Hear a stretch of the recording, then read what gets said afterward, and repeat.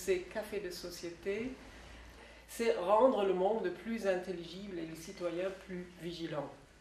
Et aussi de mettre en perspective les informations.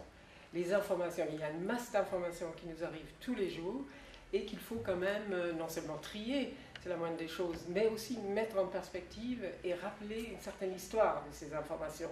Et je trouve que l'histoire aujourd'hui est beaucoup oubliée. Et si nous parlons aujourd'hui des OGM à travers un roman noir qui se base sur des faits réels, c'est justement pour attirer votre attention sur cette manipulation d'informations sur laquelle il faut veiller et qui n'est pas évidente pour tout le monde. Jacques Pulot, lui, il est chercheur au CNRS, il a fait toute sa carrière dans cette institution honorable. Du sujet justement qui est abordé dans le gène du personnage, Arpad Pusztai a travaillé sur les OGM. Donc, en fait, c'était un lanceur d'alerte qui a rendu public les résultats de la recherche à la télévision britannique. Je ne suis pas généticien, je suis plutôt physicien. Bon, mais au moins, je connais les réflexes des chercheurs. Voilà. Et puis, ils sont tous pareils, qu'ils soient physiciens ou généticiens, ils ont tous les mêmes préoccupations dans la tête. Donc, je me suis lancé dedans. Est arrivé le Grenelle de l'environnement. Comme vous avez pu voir, ça a eu un succès fou. Le Grenelle de l'environnement, ça a vraiment un impact sur notre vie absolument extraordinaire. Parce que je pense que le roman noir, c'est d'abord une littérature violente, de dénonciation, si vous voulez, des agents de l'aliénation, alors que le polar, surtout le roman policier, mais le polar dans une moindre mesure, c'est une intrigue et il s'agit de découvrir le responsable, le criminel. C'est pas du tout ça dans le roman noir. Dans le roman noir, on parle de faits de société et on les dénonce, quoi. On met à jour leurs agissements. Et alors évidemment, il y a beaucoup de sujets qui s'appliquent à ça. Et si en particulier j'ai écrit sur des thèmes écologiques comme les OGM, et que j'ai écrit un roman noir, c'est parce que je ne voulais pas écrire sur ce sujet le énième livre qui traite du problème des organismes génétiquement modifiés, qui est forcément par essence un petit peu compliqué, parce que ce sont des spécialistes qui écrivent, et que les gens vont le lire plus ou moins, et en tout cas ça va les ennuyer.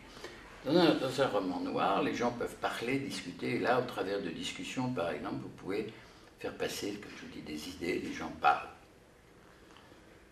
Les gens agissent, ont des problèmes, ça interfère, il y a des interférences entre les différents acteurs.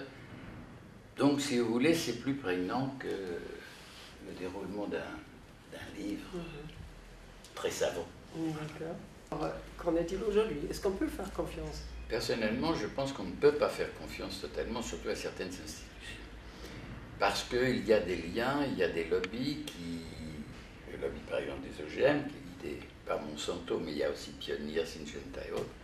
Ces lobbies-là sont très puissants et cherchent des appuis un petit peu partout dans la société civile, chez les politiques, chez les syndicalistes, les personnalités connues qui vont pouvoir défendre leurs idées.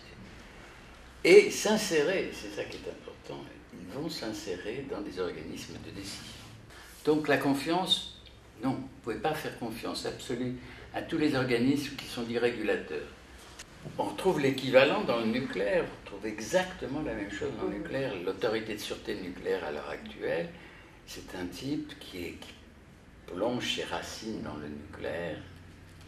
Donc personnellement, je crois qu'il faut, pour trouver un débat éclairé et non orienté, il faut vraiment prendre ses sources un petit peu partout, y compris dans des associations qui sont considérées comme marginales, comme par exemple le CRIGEN, qui est l'équivalent de la CRIRA dans le nucléaire.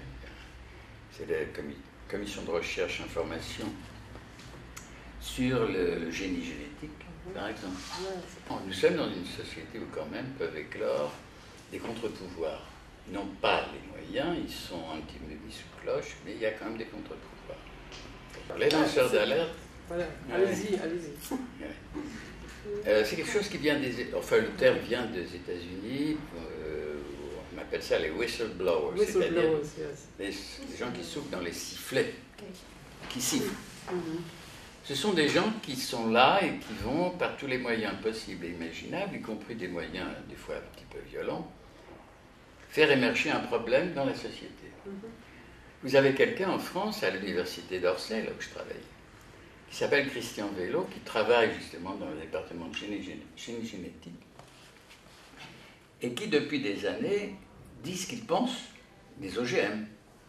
Il travaille dans un laboratoire qui est financé en grande partie, enfin, on n'en sait rien, enfin, une certaine partie est financée par ces gens qui travaillent, qui fabriquent des OGM, des grandes sociétés françaises comme Imagrin et autres, et lui a dénoncé tous les aspects dont on pourra parler tout à l'heure des OGM, les aspects négatifs.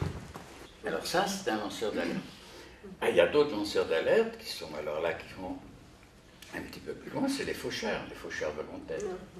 Les faucheurs volontaires, on fait parler d'eux et en ce sens, ils ont lancé l'alerte. Alors on en pense ce qu'on veut, des faucheurs volontaires, mais ils sont des gens en tout cas qui savent ce qu'ils veulent, qui prennent des risques et qui ont au moins le mérite de faire émerger des problèmes. Parce que sinon, c'est la chape de plomb, on n'en parle pas, on fait sa petite magouille, n'est-ce pas, dans son coin, ça rapporte du fric, c'est tout ce qu'on veut. Non, voilà. Il y a un autre exemple. Alors là, c'est un film de Michael Mann qui s'appelle Révélation. Je ne sais pas si vous avez vu ça, c'est un très bon film. C'est encore un lanceur d'alerte américain, c'est une fiction, mais c'est une fiction tellement proche de la réalité. C'est un type qui travaille, mettons, chez Reynolds, American Tobacco Company. Enfin, il travaille dans une grande entreprise de tabac américaine et il dénonce toutes les cochonneries que les industriels mettent dans le tabac pour augmenter l'addiction. Déjà, les gens sont très dépendants du tabac, mais en plus, on leur en remet une couche. Sommes-nous protégés? Écoutez, voilà, il y a eu en 2008 un arrêté qui a été pris par la France d'interdire la culture et la commercialisation du maïs Monsanto 810.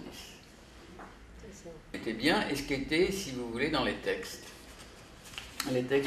européens permettaient ça. Il n'y a pas que la France qui a fait ça, il y a aussi l'Allemagne, la Hongrie, la Grèce, le Luxembourg, l'Autriche et la Bulgarie. Donc 6 pays plus la France.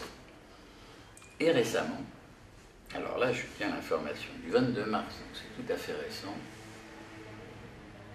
le président, l'avocat général de la Cour européenne, parce que c'était porté sur demande de Monsanto, cette interdiction de la commercialisation et de la culture a été portée devant la Commission et la Cour européenne. Alors voilà ce que je lis, je me dis ce sera plus simple, la décision des autorités françaises de suspendre la culture du maïs génétiquement modifié Monsanto 810 de Monsanto est illégale, a estimé mardi l'avocat général de la Cour européenne de justice à propos d'une plainte de la multinationale américaine. C'est une question de corruption, de pression, simplement? Pression. D'intérêt financier. Oui, c'est... Ouais, je pense, si vous voulez, que Monsanto, comme toutes les multinationales, quel que soit le domaine dans lequel ils travaillent, la pharmacie, l'armement, le tabac, tout ce que vous voulez, ont une politique générale qui consiste à faire du lobbying, et du lobbying en essayant d'attirer à eux des politiques, des syndicalistes, des personnalités du monde civil, comme on dit, de façon à créer des groupes de pression. Le pollen est transporté, qu'il soit OGM ou pas, il est transporté par le vent, par les oiseaux, par les abeilles, et donc vous allez polliniser d'autres plantes avec les OGM. Avec un pollen OGMisé, et puis même des parents. Et si le mouvement OGM se poursuit, on va arriver à une espèce d'abandon d'une culture traditionnelle. Il ne faut pas oublier que c'est quand même elle qui a créé, qui a fondé notre civilisation, l'agriculture traditionnelle, et notre culture. La faim dans le monde, ce n'est pas un problème technologique, la faim dans le monde, c'est un problème politique.